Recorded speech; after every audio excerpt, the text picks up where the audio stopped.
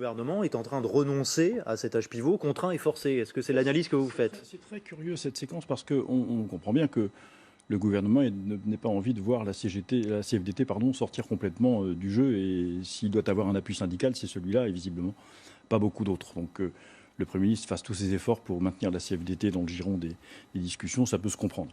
Je pense qu'on est dans une forme de théâtre d'ombre en réalité, parce que cette conférence de financement, c'est malin ce qu'a proposé le secrétaire général de la CFDT, révérence gardée, cher monsieur Laurent Berger, parce que cette conférence de financement, qu'est-ce qu'elle va montrer? Elle va sans doute montrer ce qu'a montré le corps en son temps, c'est qu'il n'y a pas tant d'urgence que ça à réformer en profondeur le système des retraites, et que l'équilibre financier n'est finalement pas si problématique à atteindre que ce qu'on veut bien en dire.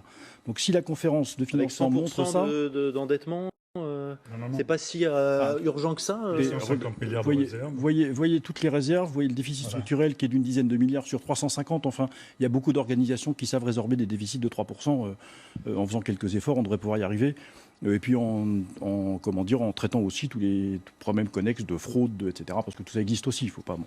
Donc cette conférence de financement va soit démontrer que finalement, c'est la réforme en tant que telle qui n'est pas nécessaire, soit que l'âge pivot n'est pas nécessaire, soit qu'il y a d'autres solutions pour maintenir l'équilibre. Auquel cas, soit effectivement les conclusions de la conférence sont respectées par le gouvernement, et puis on retire purement et simplement la totalité du projet, ce qui politiquement est compliqué.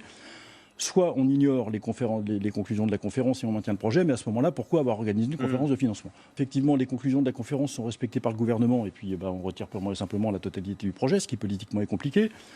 Soit on ignore les conclusions de la conférence et on maintient le projet, mais à ce moment-là, pourquoi avoir organisé une conférence de financement? Donc en fait, on est dans une forme à la fois de théâtre d'ombre, qui est le jeu de la négociation syndicale pas habituel, mais bon. Et puis deux remarques pour finir. Première remarque, on se demande à quoi ont servi les 2 ans et demi de travail de Jean-Paul Delevoye à la tête de son organisation. Par ailleurs, il y a la réforme à points qui est en discussion. Non, d'accord, mais toutes ces conversations qui sont en ce moment, ça a été examiné en long, en large, en travers par tout le monde depuis des années quand même. C'est pas un saut dans l'inconnu, ces négociations.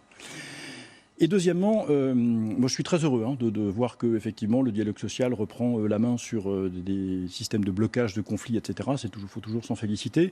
Il y a 2 précédents très malheureux dans l'histoire syndicale récente en France.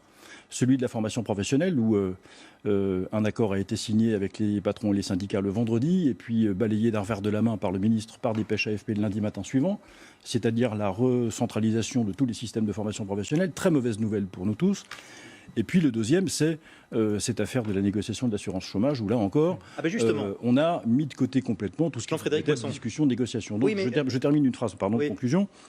Le climat le dialogue social, parfait. Je suis un fervent partisan de tout ça. Je suis très heureux de ce qui se passe ce matin, mais je n'oublie pas que il est dégradé, très dégradé dans notre pays, et je crains qu'on soit dans une manière d'occuper le terrain. Je ne suis pas sûr que le fond du projet gouvernemental, c'est-à-dire en fait le fait de vouloir à la fois recentraliser le régime des retraites et puis en donner une partie à des opérateurs privés, soit abandonné. Or, c'est ça qui est important.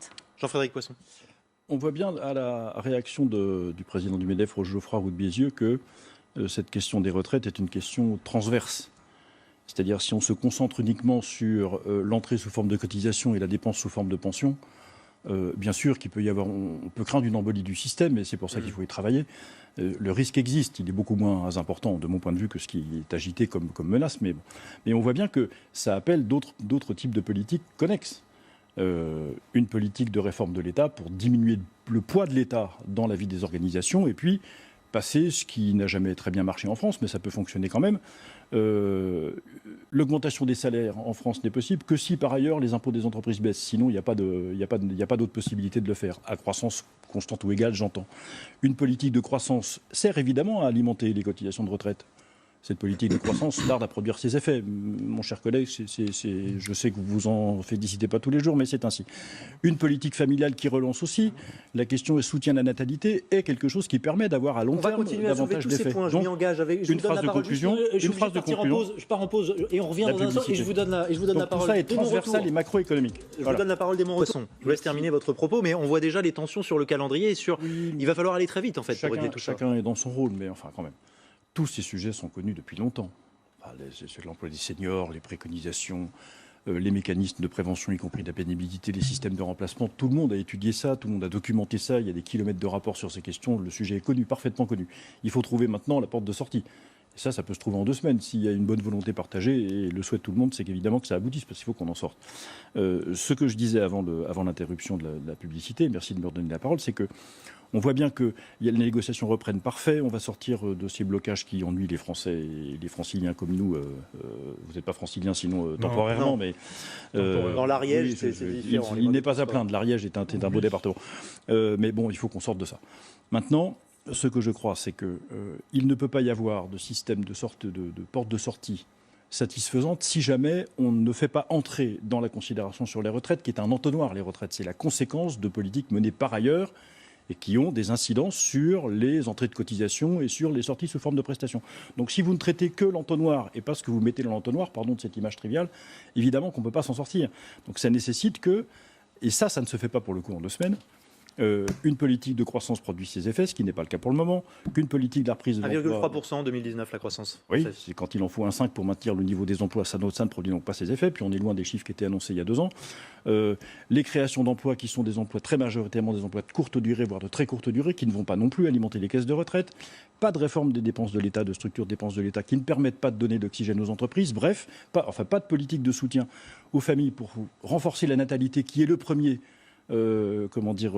cours d'alimentation des cotisations de demain. Bref, si effectivement on ne traite pas ces sujets, ils sont périphériques parce qu'ils sont juste à côté, mais ils ne sont pas déconnectés du système de retraite, je ne vois pas comment on peut trouver des solutions satisfaisantes. Et c'est ce que le gouvernement ne fait pas.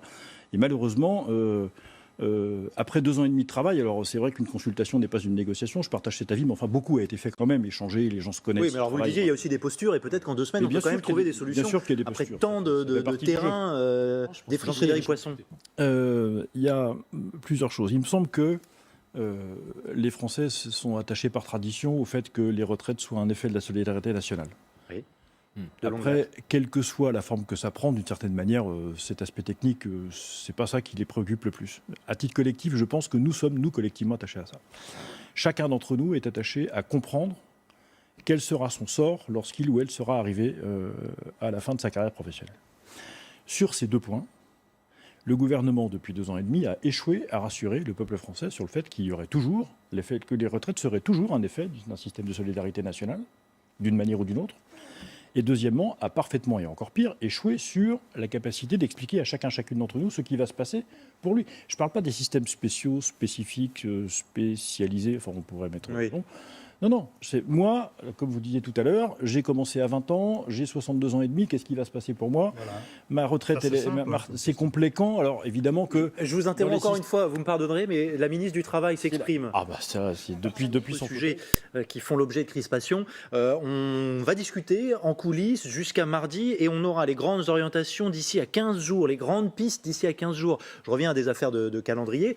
Tout ça, ça tient, Jean-Frédéric Poisson. 15 jours, trouver des réponses à l'enjeu de la gestion des fins de carrière et de l'emploi des seniors, qui est un enjeu fondamental, on le sait évidemment dans ce dossier. Encore une fois, et particulièrement sur cette question de la pénibilité, les réponses on les connaît, et depuis longtemps. Donc la question n'est pas de les trouver, la question est de savoir si, une fois qu'on en fait la liste, on trouve un accord sur certaines de ces dispositions ou pas. Le triptyque prévention, aménagement des postes de travail, compensation et départ anticipé, prévention, reconversion, réparation. Oui, je me souviens d'avoir écrit ça dans un rapport parlementaire il y a 10 ans, si vous voulez, donc c'est pas... Gabriel Pénicaud a oublié de vous lire. Oui, mais enfin, j'ai là autre chose à faire sans doute, mais ça tombe pas du ciel. Tout le monde sait ça, encore une fois. Ce sont des sujets qui sont très, très documentés, très adressés, comme on dit en anglais. Donc, le problème n'est pas de trouver les solutions, le problème c'est de savoir parce que toutes les organisations syndicales, patronales ont réfléchi à ça tout depuis longtemps. Elles ont des positions historiques sur ces différents sujets. Donc la question est de savoir si, quand on les liste, on trouve un accord sur certaines d'entre elles ou non. Et ça, en 15 jours, si la bonne volonté est là, on trouve un accord. Voilà, c'est l'enjeu, il est là. Mais je termine en disant que je reviens sur cet élément. Le climat général du dialogue social depuis 2 ans et demi, pas que depuis 2 ans et demi, mais je prends le début du quinquennat comme la date de départ du calendrier, n'est pas si confiant qu'il facilite le fait de trouver des réponses à des questions, même déjà connues, en si peu de temps. Voilà. C'est un problème de climat, ça n'est pas un problème d'imagination, ni de créativité, ni d'inventaire. Retisser le lien peut-être